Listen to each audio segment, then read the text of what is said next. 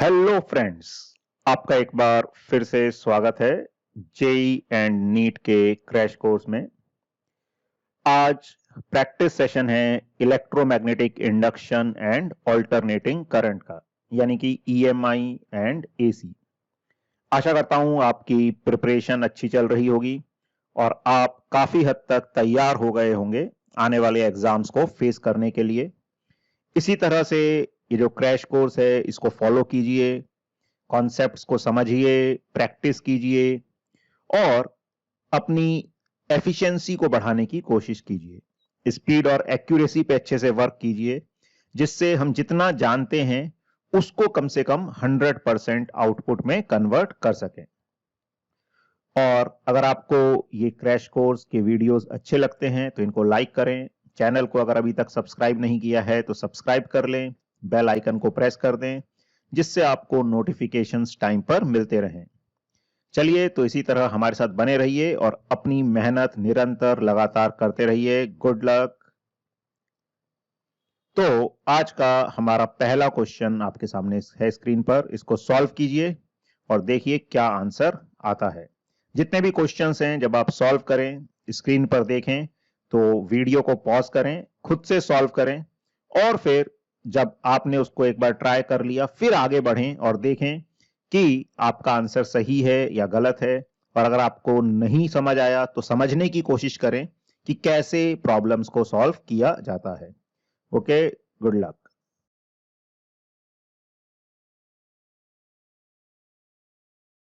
देखते हैं क्या करोगे। तो क्या दे रखा है, fighter plane of length 20 metre. तो जो फाइटर प्लेन है उसकी लेंथ है 20 मीटर।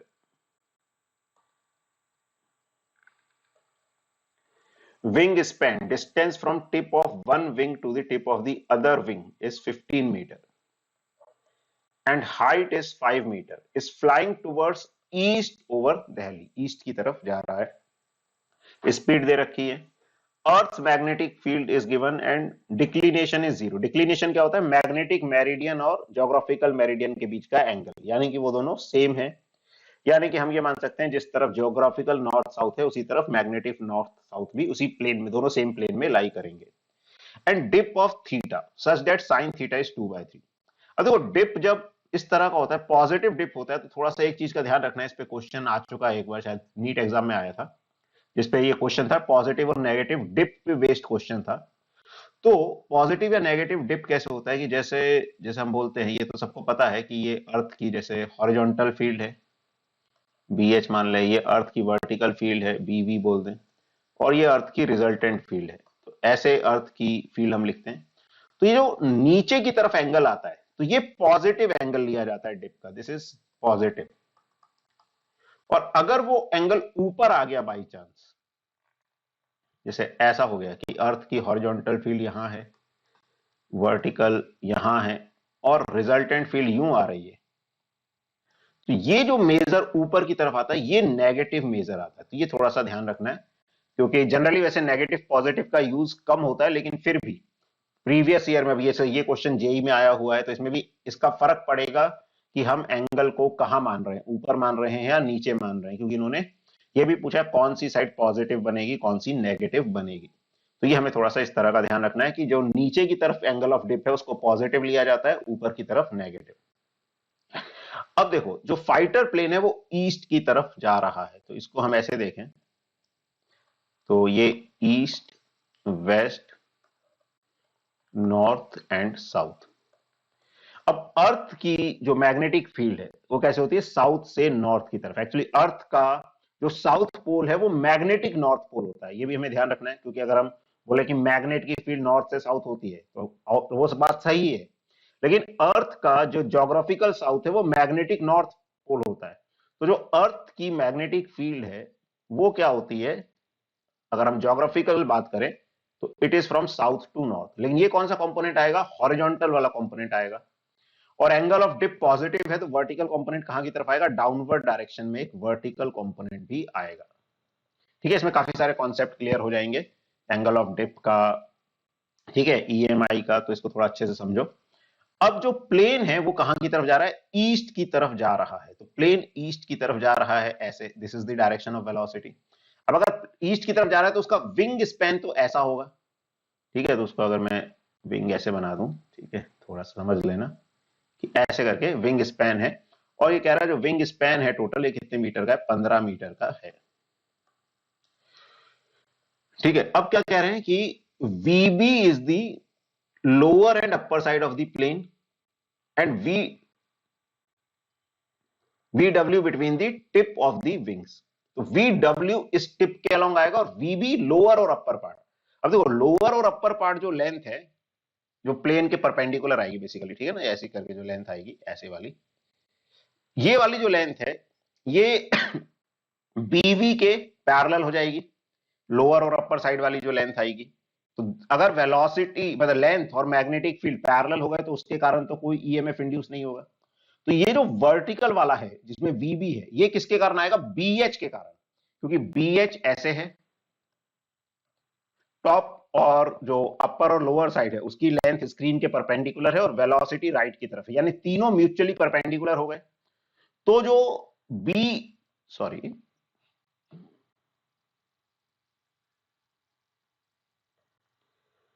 तो ये जो हमारे पास VB आएगा ये आ जाएगा BH इंटू जो टॉप और बॉटम के बीच की लेंथ है वो कितनी दे रखी है उन्होंने, 5 मीटर, ठीक है। Tip wing span and height 5 metre, तो लेंथ हो गई 5 metre into velocity, this is the VB।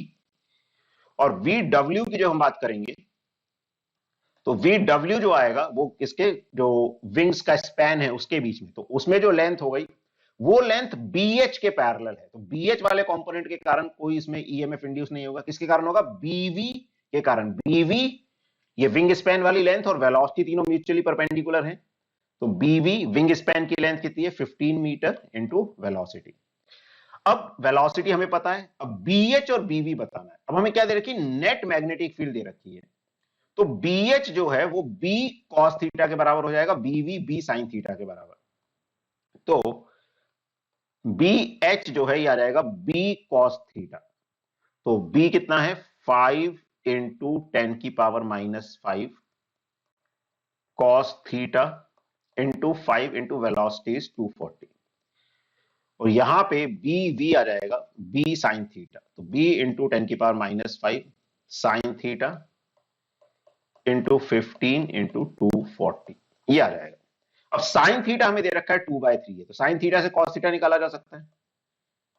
Cos theta is √1 minus sine square theta, तो 1 माइनस 4/9, तो आ जाएगा √5/3। तो ये आ गया 5 इंटू 5 25 हो गया, 25 इंटू 24 तो 25 को अपन 100/4 लिख सकते हैं। तो 24 को वो 4 से डिवाइड करोगे 6, तो 6 इंटू 10⁻⁻2 ये आ गया into cos theta. Cos theta is √5/3, तो 3 से ये कटेगा 2, √5 इज अराउंड 2.3 के आसपास होता है रफली, तो 2.3 इंटू 2 करोगे तो 46 मतलब 4.6 के आसपास आएगा, तो 45 मिली वोल्ट अप्रोक्सीमेटली आ जाएगा। और ऐसे ही यहां पे हम करेंगे यहाँ पे 5 की जगह 15 है, यानी इसका 3 टाइम्स आएगा, ठीक है ना, पूरी कैलकुलेशन करने की जरूरत नहीं है। अभी साइन थीटा को छोड़ दें तो कैलकुलेशन आएगी 18 इंटू 10⁻⁻2, और साइन थीटा कितना है 2/3, तो ये 3 से कटेगा, ये आ जाएगा 6 एंड 6 टू 12, तो 12 इंटू 10⁻⁻2 यानी कि 120 मिली वोल्ट। तो वैल्यूज तो ठीक है 45 और 120 वाली आएंगी, यानी थर्ड और फोर्थ ऑप्शन तो गलत हो गया। अब इसके बाद भी गलती कहां हो जाती है, वही कई बार हम डायरेक्शन वगैरह में गड़बड़ कर देते हैं। तो डायरेक्शन किससे आती है, पॉजिटिव डायरेक्शन आती है V क्रॉस B से। अब जो वर्टिकल वाला जो कंपोनेंट है जो प्लेन की अपर और लोअर पार्ट है, वर्टिकल साइड है, उसमें देखोगे तो V उसमें किस मैग्नेटिक फील्ड के कारण ईएमएफ डेवलप हो रहा है, BH के कारण। तो V क्रॉस BH करोगे तो वो देखोगे अंगूठा ऊपर की तरफ आएगा, यानी कि अपर साइड कैसी बनेगी, पॉजिटिव बनेगी। अच्छा इसमें ओके राइट लेफ्ट की बात करें, चलो वर्टिकल की बात ही नहीं कर रहे हैं ये, with right side of the pilot, pilot की अच्छा राइट मतलब विंग स्पैन वाली बात कर रहे हैं, ओके वर्टिकल की बात नहीं कर रहे, राइट और लेफ्ट की बात कर रहे हैं।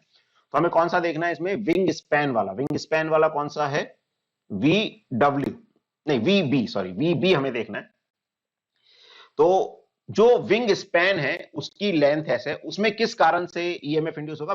वर्टिकल कंपोनेंट के कारण। वर्टिकल कंपोनेंट कहां की तरफ है? नीचे की तरफ। तो जब हम V क्रॉस B करेंगे तो जब पायलट इधर जा रहा है तो पायलट की कौन सी साइड आएगी? लेफ्ट साइड आएगी। तो पायलट की जो लेफ्ट साइड है वो हायर वोल्टेज पे होगी। V क्रॉस B हमें क्या देता है कि पॉजिटिव चार्ज किस तरफ शिफ्ट होगा, किस तरफ हायर वोल्टेज आएगी। तो डायरेक्शन वगैरह सब दे रखा है, उस पूरी कॉन्सेप्ट का यूज करके हमें आंसर देना है। तो देखो क्वेश्चन थोड़ा लेंथी है, ठीक है। वैसे एग्जाम में टाइम लेगा ये क्वेश्चन करने के लिए, अब मैं समझा रहा हूं तो इसलिए और ज्यादा टाइम लिया यहां पे मैंने, लेकिन फिर भी इससे हमें सीखने को काफी कुछ मिल रहा है कि ईएमएफ की डायरेक्शन कैसे डिसाइड होती है, ईएमएफ कैसे निकाला जाता है, एंगल ऑफ डिप का कैसे यूज किया जा सकता है, पॉजिटिव और नेगेटिव कैसे डिसाइड होता है। तो इन सब कॉन्सेप्ट्स को समझना है जिससे कि आगे हम ऐसे, मतलब जरूरी नहीं यही क्वेश्चन आएगा, इन कॉन्सेप्ट पे बेस्ड कोई भी क्वेश्चन आएगा उसको हम कंफर्टेबली कर सकते हैं फिर। तो आई होप ये सबको क्लियर हुआ होगा। अगर किसी को कुछ भी कंफ्यूजन हो गया हो, डाउट हो, तो दोबारा से मैसेज कर सकता है, मैं समझा दूंगा, ठीक है। और अगर समझ आ गया है तो वेरी गुड, फिर हम आगे बढ़ते हैं, ठीक है। बाकी आगे बढ़ भी जाएं तो आप मैसेज करके बता देना, हम दोबारा पीछे आ सकते हैं। ऐसा कोई नहीं कि आगे बढ़ जाएंगे तो पीछे नहीं आ सकते, ठीक है। बाकी मैंने कोशिश की है कि काफी अच्छे से इसको समझा दूं, और आगे से फिर आप लोग इसको ऐसे क्वेश्चंस में कभी गलती ना करो। चलो, इसके बाद जो क्वेश्चन है वो है ये, a sinusoidal voltage of peak value 283 volt and angular frequency 320 per second is applied to a series LCR circuit. Given that R is equal to 5 ohm, L is equal to 25 millihenry and C is equal to 1000 microfarad, the total impedance and phase difference between the voltage across the source and the current will respectively be. तो impedance बताना है और phase difference बताना है source और current के, voltage of source and current के बीच में।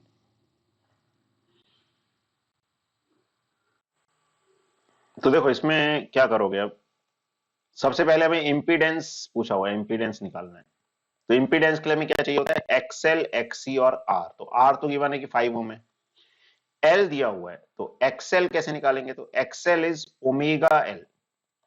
ओमेगा कितना है? 320, और एल कितना है? 25 मिली हेनरी। अब देखो कैलकुलेशन में 25 से मल्टीप्लाई करनी हो जाए, 25 को 100/4 लिख सकते हो, तो कैलकुलेशन कई बार आसान हो जाती है, क्योंकि 320 जो है 4 से डिवाइड भी हो जाएगा, ये 3 0 10⁻³ से कैंसिल हो गए, तो 32/4 8 ओम आ जाएगा एक्सएल। एक्सी निकालोगे तो एक्सी आ जाएगा 1/ω_c। तो ओमेगा कितना है? 320, सी कितना है? 1000 माइक्रोफेरेड। तो माइक्रो नीचे लिखोगे तो 10⁻⁶ आएगा, ऊपर ले जाओगे तो 10⁻6 हो जाएगा। तो 10⁻4 नीचे और ऊपर कट जाएगा तो बचेगा ये 100/32। 4 से काटोगे तो 4 8 जा 32, 4 25 जा 100, 25/8। तो अप्रोक्सीमेटली इसको देखो हम 3 ओम मान सकते हैं, जैसे 3 पॉइंट समथिंग आएगा, लेकिन अप्रोक्सीमेट हम कैलकुलेशन कर सकते हैं 3 ओम। अब हम फेजर डायग्राम से देखें तो क्या होता है कि इंपीडेंस पूछा है, तो या फेजर डायग्राम की जरूरत भी नहीं है इंपीडेंस के लिए। तो इंपीडेंस क्या होता है? Under root of R square plus XL minus XC का होल स्क्वायर।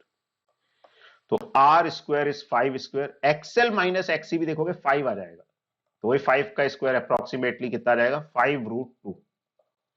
तो √2 इज 1.4, तो अप्रोक्सीमेटली 7 ओम ये आ जाएगा, ठीक है। अब ये तो 7 ओम आ गया।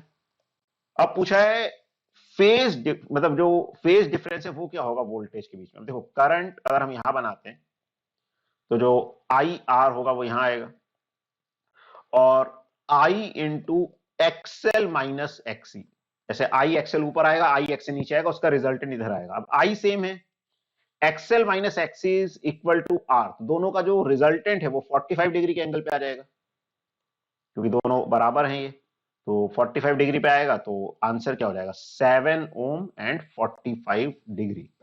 तो आसान ही था क्वेश्चन, कैलकुलेशन भी ऐसे ज्यादा मुश्किल नहीं थी। हाँ, लेकिन थोड़ा सा ध्यान रखना है कि क्योंकि आंसर्स भी बहुत नजदीक नजदीक नहीं है, तो हम अप्रोक्सीमेशन थोड़ा कर सकते हैं और अकॉर्डिंगली आंसर निकाल सकते हैं।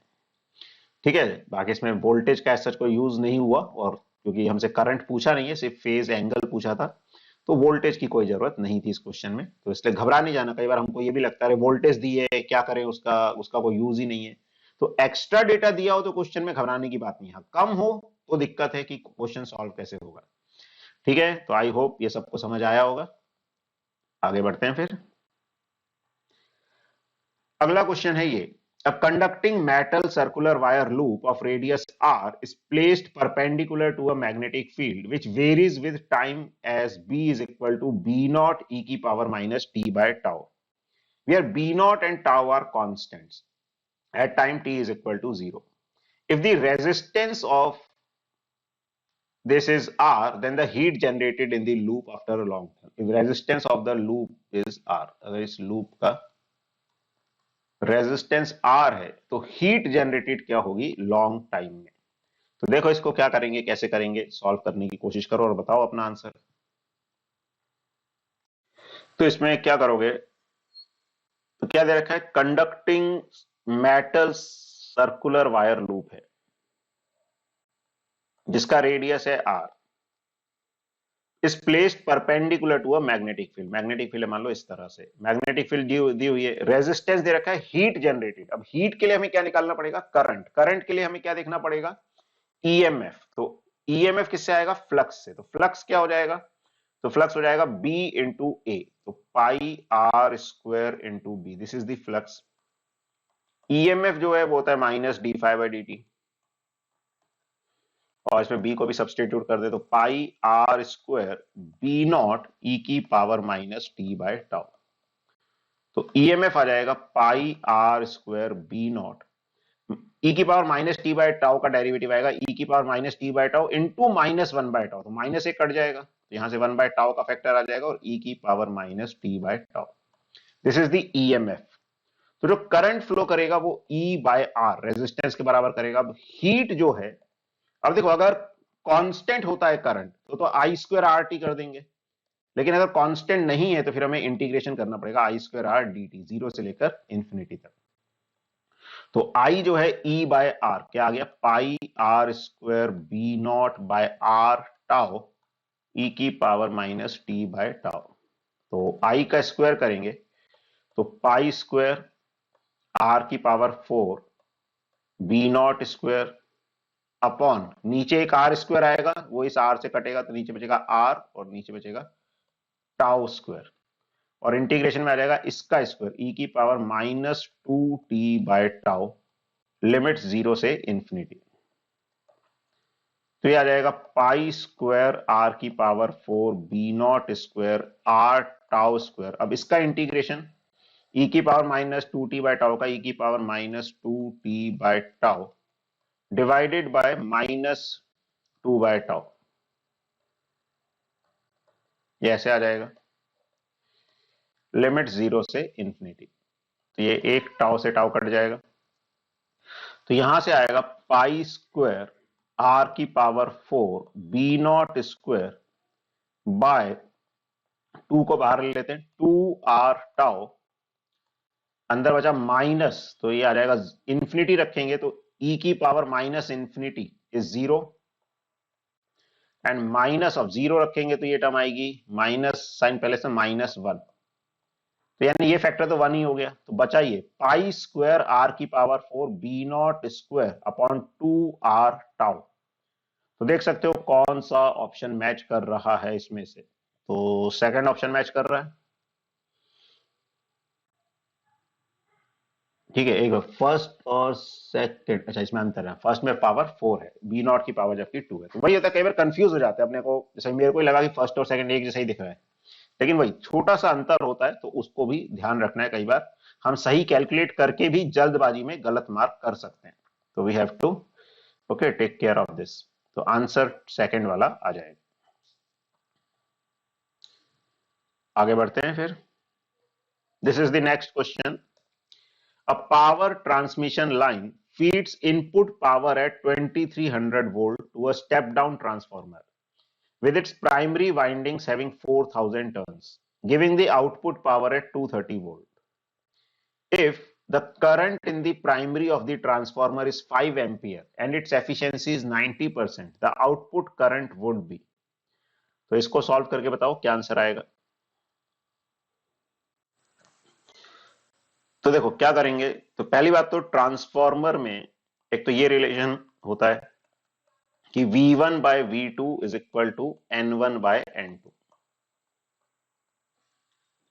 तो इनपुट पावर कितनी वोल्टेज पे दे रखी है, 2300 वोल्ट। तो 2300 volt to a step down transformer which is primary winding N1 के टर्म्स कितने हैं, 4000, giving the output power as 230 volt.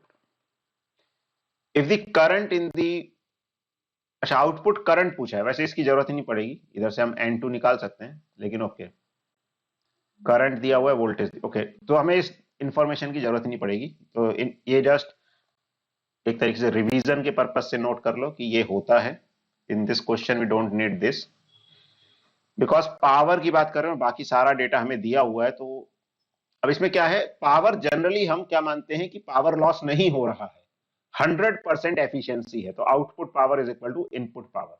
लेकिन यहां बोला हुआ है 90% एफिशिएंसी, यानी कि जो पावर आउटपुट है it would be 90%, 90% मतलब 90/100 ऑफ द पावर इनपुट। अब पावर जो है वोल्टेज की टर्म्स में क्या होती है, V इंटू आई, तो ये हो गया V2I2, this is the output power, और ये हो गया 0.9 into V input and I input. अब हमें क्या बताना है, आउटपुट करंट बताना है I2, तो 0.9, V1 कितना दिया हुआ है 2300, I1 कितना दिया हुआ है 5 एम्पियर, और V2 भी हमें दे रखा है कि 230 वोल्ट पे पावर हम आउटपुट ले रहे हैं। तो 230 से 2300 को काटोगे तो 10 आएगा, 0.9 into 10 is 9 and 9 into 5 is 45, so 45 ampere would be the answer. ये 45 एम्पियर आंसर आ जाएगा। तो ऑलमोस्ट सबने सही आंसर दिया था, good. Okay, now this is the next question. Consider a thin metallic sheet perpendicular to the plane of the paper moving with speed v in a uniform magnetic field B going into the plane of the paper. If charge densities sigma 1 and sigma 2 are induced on the left and right surfaces respectively of the thin sheet, then क्या value होगी sigma 1 sigma 2 की। तो बताओ क्या होना चाहिए sigma 1 sigma 2। देखो क्या करोगे, इसमें क्या दे रखा है, consider a thin metallic sheet perpendicular to the plane of the paper moving with speed v in a uniform magnetic field going into the plane of the paper. अब ऐसी एक शीट है प्लेन के परपेंडिकुलर और ऐसे जा रही है, फील्ड भी अंदर की तरफ है, तो इसकी ये जो विड्थ है इसके अलोंग ईएमएफ इंड्यूस होगा। मान लो इसकी विड्थ को W मान लेते हैं, तो ये जो विड्थ है ये क्या कर रही है, मैग्नेटिक फील्ड लाइंस को कट करके जा रही है। अब कितना ईएमएफ इंड्यूस होता है, BLV। अब क्या तो कैसे होता है, चार्जेस पे फोर्स लगता है, कैसे V क्रॉस B की डायरेक्शन में पॉजिटिव चार्ज एक्यूमुलेट होंगे, उसके ऑपोजिट में नेगेटिव। तो V ऊपर की तरफ है, B अंदर की तरफ है, V क्रॉस B ऐसे आएगा। तो यहां पर जो है पॉजिटिव चार्जेस एक्यूमुलेट होंगे और यहां पर नेगेटिव, यानी कि जो लेफ्ट साइड है वो पॉजिटिव बनेगी, राइट साइड नेगेटिव बनेगी। तो ये हम फोर्थ ऑप्शन को ऐसे रिजेक्ट कर सकते हैं, थर्ड को भी रिजेक्ट कर सकते हैं। अब हमारे पास बचे दो ऑप्शंस। अब ये तो इंड्यूस्ड चार्जेस हैं, तो इंड्यूस्ड चार्जेस का मैग्नीट्यूड तो बराबर ही आएगा, वो दे भी रखा है बराबर वैसे। तो ये हो गया सिग्मा, तो इसको मैं माइनस सिग्मा बोल सकता हूं। बेसिकली सिग्मा 1 जो है ये सिग्मा हो गया और सिग्मा 2 जो है ये माइनस सिग्मा हो गया। अब ये एक इनफाइनाइट शीट की तरह वर्क करेगी, तो इसके बीच में अब देखो क्या होगा, तब तक चार्जेस का एक्यूमुलेशन होता रहेगा जब तक ये जो सिग्मा और माइनस सिग्मा है ये क्या करेंगे, इलेक्ट्रिक फील्ड क्रिएट करेंगे और वो इलेक्ट्रॉन्स पे इलेक्ट्रिक फोर्स लगाएगी और एक मैग्नेटिक फोर्स लग रहा है, वो दोनों क्या हो जाएंगे, आपस में बैलेंस हो जाएंगे। तो इलेक्ट्रिक फील्ड के कारण, या हम बोल सकते हैं कि जो पोटेंशियल डिफरेंस आएगा उसको इलेक्ट्रिक फील्ड की टर्म में एक्सप्रेस कर सकते हैं। तो अगर विड्थ W है तो in terms of electric field the potential difference is E into W। ये यूनिफॉर्म फील्ड है तो potential difference E into W आ जाएगा। और यही पोटेंशियल डिफरेंस बेसिकली वो होता है जो हम BLV की बात करते हैं कि वो आता किस कारण से है कि रॉड के चलने से या इस प्लेट के चलने से चार्जेस जो होंगे सेपरेट होंगे और उसके कारण एक पोटेंशियल डिफरेंस क्रिएट होगा। तो वही BLV के बराबर होता है। L क्या है? W, विड्थ के अलोंग पोटेंशियल डिफरेंस आ रहा है इनटू V। This is. अब अगर एक लार्ज शीट है उस पर सिग्मा चार्ज डेंसिटी होती है तो उसके कारण इलेक्ट्रिक फील्ड होती है सिग्मा बाय 2 एप्सिलॉन नॉट। तो एक पॉजिटिव शीट है तो उसके कारण भी आएगी यहां पे, मतलब हम बीच में बात करेंगे दोनों की, तो पॉजिटिव के कारण उससे अवे आएगी, नेगेटिव के कारण उसकी तरफ आएगी, तो दोनों ऐड हो जाएंगे। तो एक के कारण कितनी आई? सिग्मा बाय 2 एप्सिलॉन नॉट, और दूसरे के कारण भी उतनी आई तो ये हो गई सिग्मा बाय एप्सिलॉन नॉट। तो E is equal to sigma by epsilon naught is equal to B into V। तो sigma is equal to epsilon naught BV के बराबर आ जाएगा। तो ये आ गया। अब पॉजिटिव वाला सिग्मा था, और मतलब सिग्मा 1 पॉजिटिव था, सिग्मा 2 नेगेटिव था, तो अकॉर्डिंगली सेकंड वाला नहीं होगा आंसर। कौन सा वाला हो जाएगा? फर्स्ट वाला हो जाएगा। तो एक बार ध्यान से समझ लो, ठीक है, क्योंकि कई सारे लोगों ने सेकंड आंसर निकाला था। थर्ड और फोर्थ तो देखो बिल्कुल ही नहीं हो सकता, शुरू में ही हम उसको एलिमिनेट कर सकते हैं, लेकिन फर्स्ट और सेकंड में से first will be the answer. I hope ये समझ आया होगा। आगे बढ़ते हैं फिर। अगला क्वेश्चन है ये, in the circuit shown capacitance is root 3 by 2 microfarad, R2 resistance is 20 ohm, inductance L is root 3 by 10 Henry, and R1 is 10 ohm. Current in L R1 path is I1 and current in C R2 path is I2. The voltage of AC source is given by V is equal to 200 root 2 sin 100t volts. The phase difference between I1 and I2 is, I1 I2 में क्या phase difference होगा ये हमें बताना।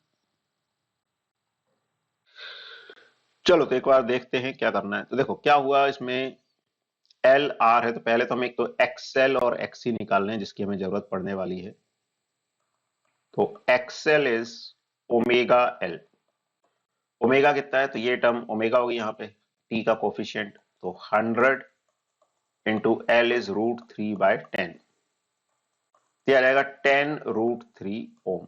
This is the XL. XC जो है 1 by omega C, तो 1 by 100 and C is root 3 by 2 micro farad है। माइक्रो नीचे आएगा 10 की पावर -6, ऊपर ले जाएंगे 10 की पावर 6 आ जाएगा। तो 100 से 10 की पावर 6 कट करोगे तो आ जाएगा 10 की पावर 4, तो 2 बाय रूट 3 इंटू 10 की power 4 ohm. This is the XC.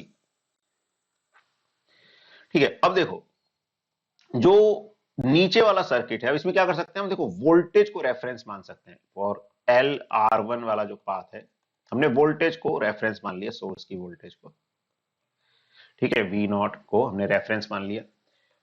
करना वही होता है जैसे हम करंट को रेफरेंस मानते हैं, तो हम क्या जानते हैं कि रेजिस्टर में करंट और वोल्टेज सेम फेज में होता है, इंडक्टर में वोल्टेज लीड करती है। अब इसमें वोल्टेज को रेफरेंस मान लिया, ठीक है। अच्छा नहीं मानना, तो सॉरी करंट को ही चाहिए क्योंकि हम एल और आर को देख रहे हैं। एल और आर किस में है? सीरीज में है, सॉरी। तो हमने करंट को रेफरेंस मान लिया, I1 वाले करंट को, ठीक है। तो रेजिस्टेंस में वोल्टेज इसके साथ सेम फेज में होगी, तो ये I1 R1 आ जाएगा। और इंडक्टर में वोल्टेज क्या करेगी? लीड करेगी, that is I1 into XL आ जाएगा। तो जो सोर्स की वोल्टेज है उसको हम V0 बोल देते हैं, सोर्स की वोल्टेज, और करंट जो है इस ब्रांच में, उनके बीच का फेज एंगल हम निकाल सकते हैं, इसको मैं φ1 बोल देता हूं। तो tan φ1 is equal to XL by R1 आ जाएगा।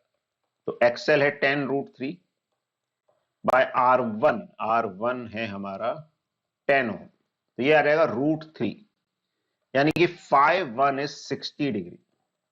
अब ये तो किसके बीच में आया, इस करंट और सोर्स की वोल्टेज के बीच में एंगल, यानी कि सोर्स की वोल्टेज से I1 वाला करंट 60 डिग्री पीछे होगा।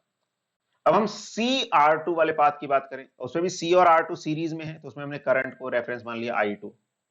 अब रेजिस्टर में करंट सेम फेज में होगा I2 R2, और कैपेसिटर में, मतलब जो रेजिस्टर में करंट और वोल्टेज सेम फेज में होगी, कैपेसिटर में वोल्टेज लैग करेगी, तो रहेगा I2 इंटू XC। तो अब जो सोर्स की वोल्टेज है वो तो V0 ही है।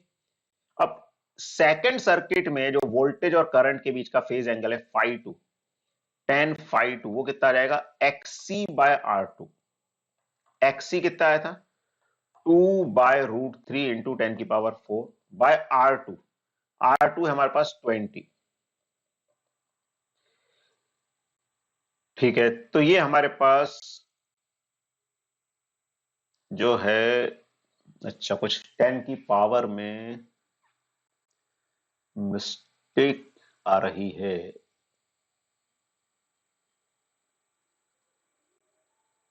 R2 is 20 ohm, 2 by root 3 into 10 की पावर 4, क्योंकि ये आएगा हमारे पास इस डेटा के हिसाब से 20 कट जाएगा 1000 बाय रूट 3। ओके, सो इसमें कुछ मिस्टेक, आई थिंक यहाँ पे शायद ये 20 किलो ओम होना चाहिए।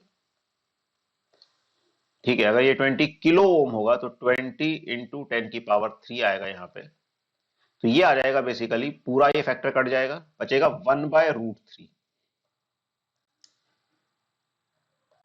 तो 1 बाय रूट 3 मतलब φ2 जो है ये आ जाएगा 30 डिग्री।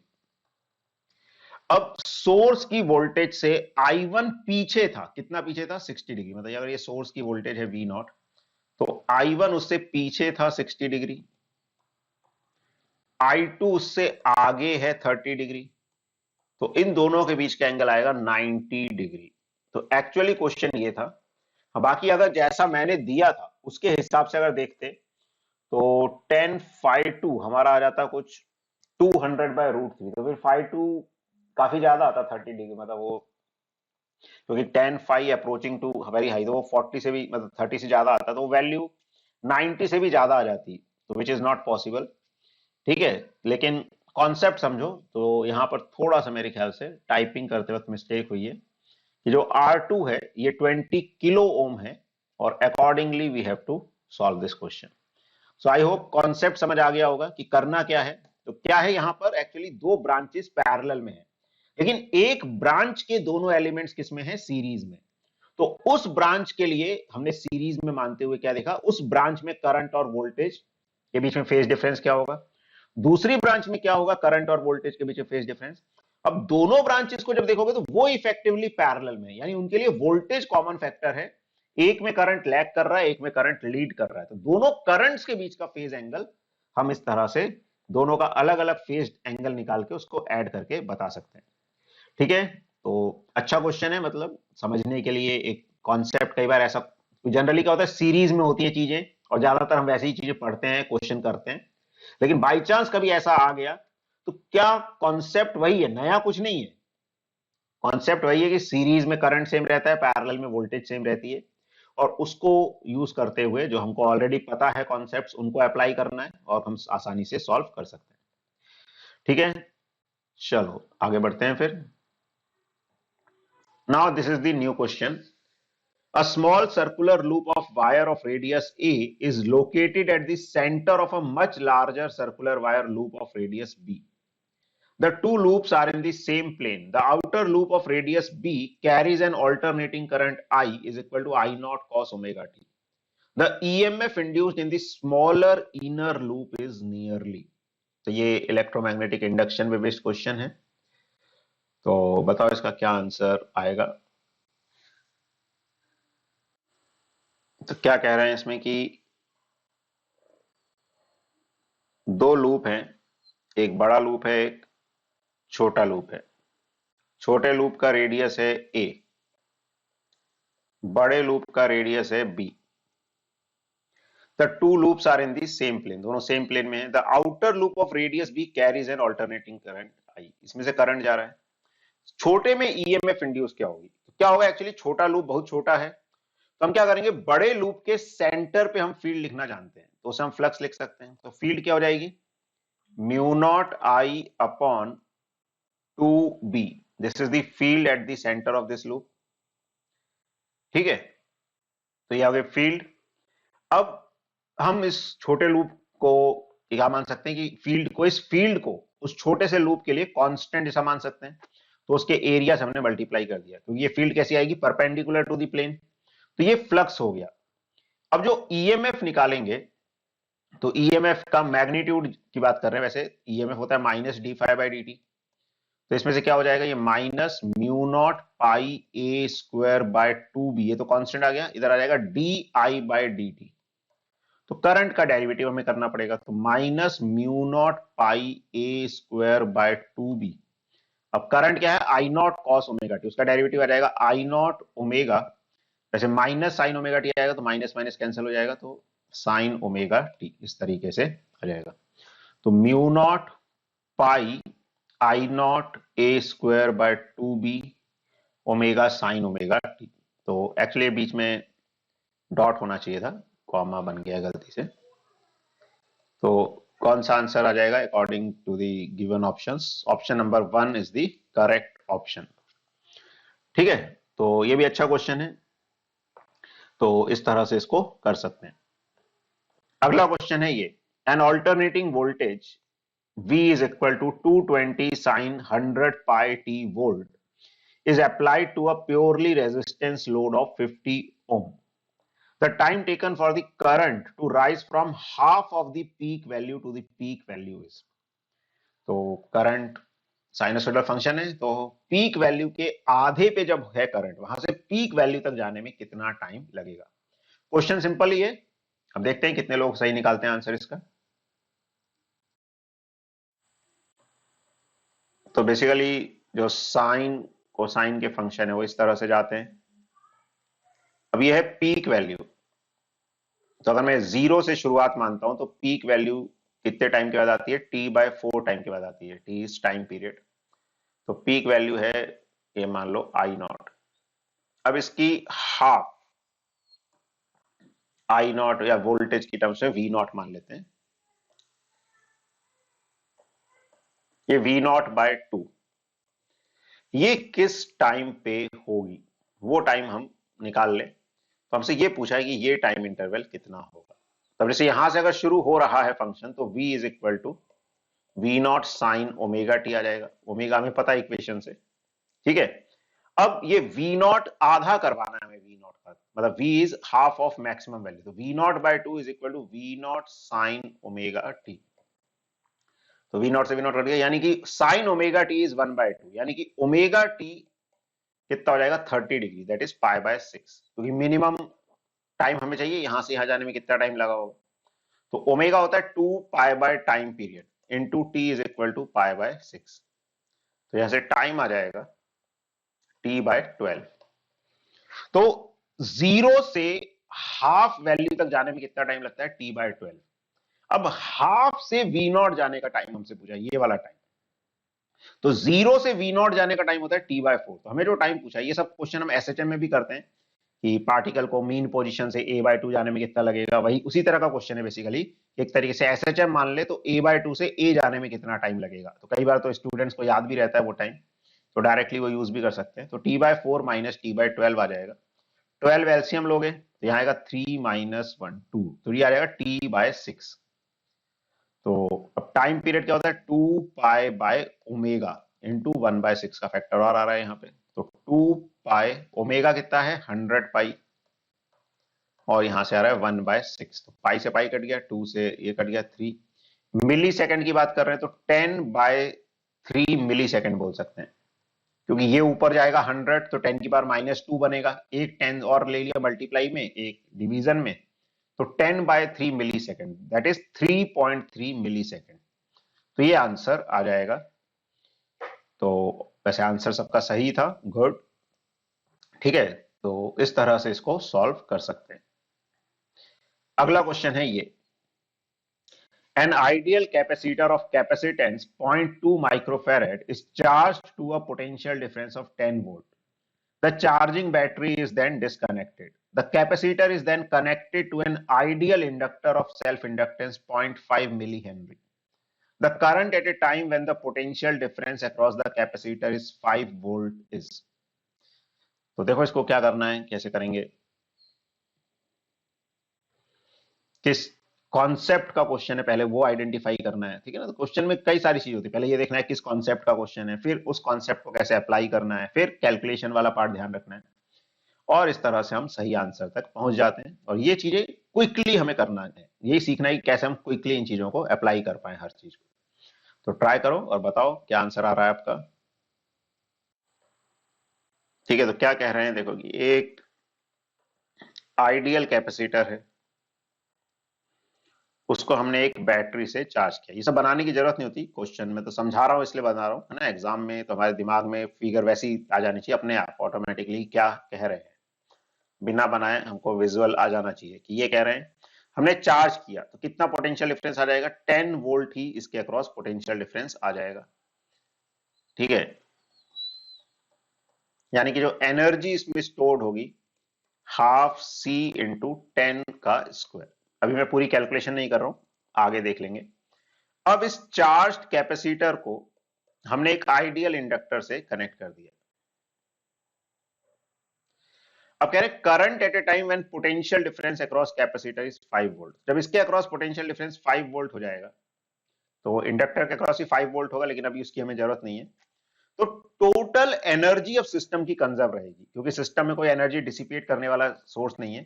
तो अब अगर करंट आई जा रहा होगा सिस्टम से तो इंडक्टर की एनर्जी क्या होगी, half L I square plus half C into 5 का स्क्वायर, ये कैपेसिटर की एनर्जी।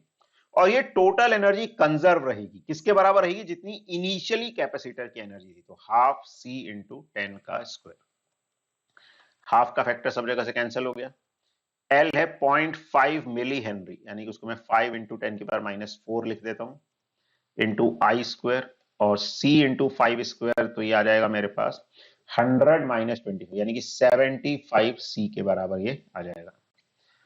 तो 5 से 75 को भी काट दें तो ये आ जाएगा हमारे पास 15। तो आई स्क्वायर इज 15, c कितना है 0.2 इंटू 10 की पावर -6 डिवाइडेड बाय 10 की पावर -4। तो 10 की पावर -4 से 10 की पावर -6 काटोगे तो 10 की पावर -2 आ जाएगा। 15 इंटू 0.2 जो है वो आ जाएगा 3, and this is 0.03 is I square. So I is root of 0.03। तो 0.03 का रूट, या फिर हम ऐसे बोलते हैं √3 इंटू 10 की पावर -2, तो थोड़ा आसान लगेगा। तो √3 होता है 1.73, और 10 की पावर -2 का रूट 10 की पावर -1, यानी कि 0.17 ampere. This would be the answer. तो सेकंड वाला ऑप्शन जो है ये सही आंसर होगा। तो सभी लोगों ने सही बताया था जिन्होंने भी आंसर बताया था, गुड। ठीक है, लेकिन अच्छा क्वेश्चन है ये भी। ठीक है, तो अब देखो इसमें सब चीजें हम कोशिश कर रहे हैं कि कवर करें। एलसी ऑसिलेशन में क्या होता है, एनर्जी कंजर्वेशन के बेस्ड क्वेश्चन आ जाते हैं।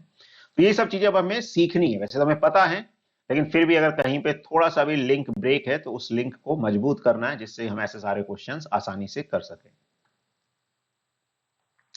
Okay, this is the next question. A circuit connected to an AC source of EMF E0 sin 100t with t in seconds gives a phase difference of π/4 between the EMF E and current I. Which of the following circuits will exhibit this? तो phase difference π/4 का है current और EMF के बीच में, तो कौन सा circuit ऐसा कर पाएगा इनमें से, गिवन सर्किट में से। तो देखो क्या आंसर आएगा।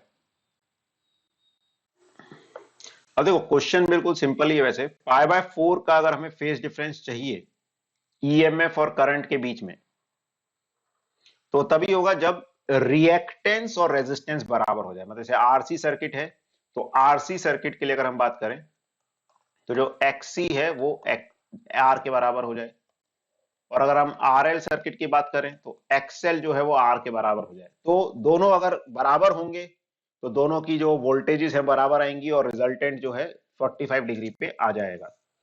तो बेसिकली यही चीज हमें देखनी है, चेक करना है कि कौन सा सर्किट सेटिस्फाई कर रहा है। तो आर तो देखो सब में फिक्स है, उसके हिसाब से हमें सी और एल डिसाइड करना है। तो एक्सी क्या होता है, one by omega C is equal to 1 kilo ohm यानी कि 10⁻3। ओमेगा है 100, तो one by omega is 100 into C is equal to 10⁻3। तो C इज इक्वल टू 1/10⁵ आ जाएगा, यानी कि 10 माइक्रोफेरेड आ जाएगा। तो R 1 किलो ओम, C 10 माइक्रोफेरेड। तो यहीं से हमारा आंसर तो आ चुका है, लेकिन फिर भी एक बार चेक कर लेते हैं। तो XL is omega L is equal to R। तो यहाँ पे L is R by omega, R fix है 10⁻3, ओमेगा इज 100, तो आ जाएगा 10 हेनरी। तो L में 10 मिली हेनरी दिया है, 10 हेनरी का ऑप्शन नहीं है, तो fourth is the correct option. तो इस तरह से इसको कर सकते हैं। अगला क्वेश्चन है ये, a coil of cross sectional area A having n turns is placed in a uniform magnetic field B. When it is rotated with an angular velocity omega, the maximum EMF induced in the coil will be। तो क्या होगी maximum EMF induced? आसान question है ये भी, बताओ क्या answer आना चाहिए इसका।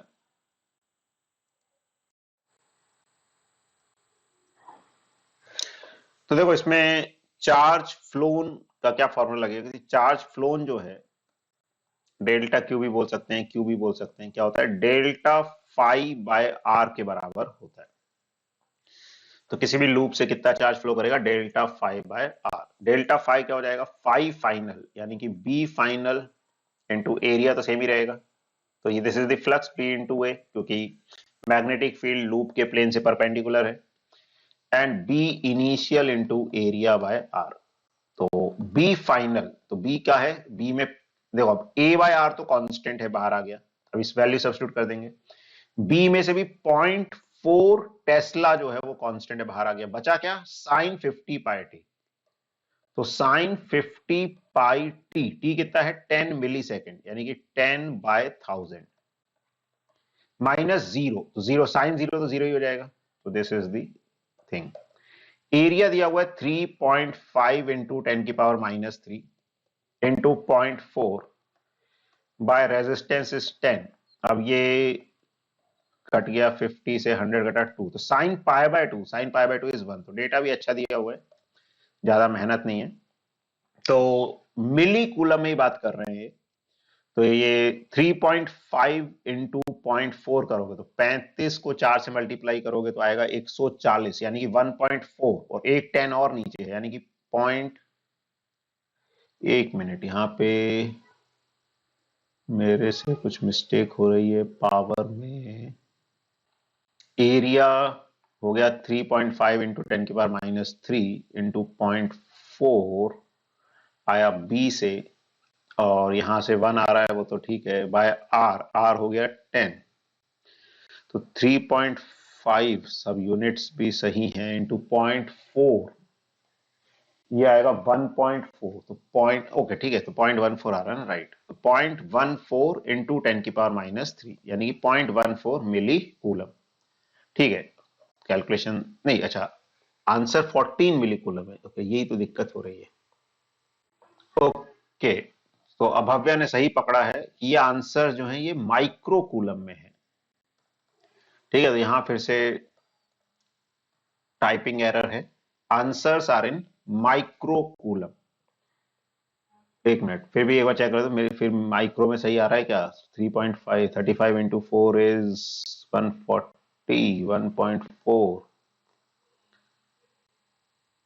इंटू 10⁻⁴, तब भी 40 नहीं आएगा ना, फिर एक मिनट 140 आएगा माइक्रोकूलम में बात करेंगे तो।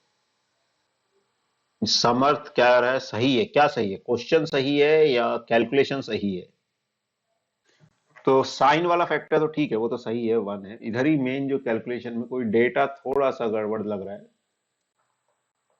ठीक है चलो, तो एक काम करो, जो क्वेश्चन है उसको एज इट इज रहने देते हैं, अभी क्वेश्चन में चेंज नहीं करते। कॉन्सेप्ट समझ आ गया वो इंपॉर्टेंट है, बाकी डेटा एक बार वेरीफाई कर लेंगे। आप लोग भी कर लेना, ये आया हुआ क्वेश्चन ही है किसी जेई एग्जाम में, बाकी एक बार डेटा वेरीफाई कर लेंगे। तो according to given data I think मैंने कैलकुलेशन सही की है, तो आंसर आएगा 0.14 मिली कूलम। ठीक है, एज पर दिस डेटा।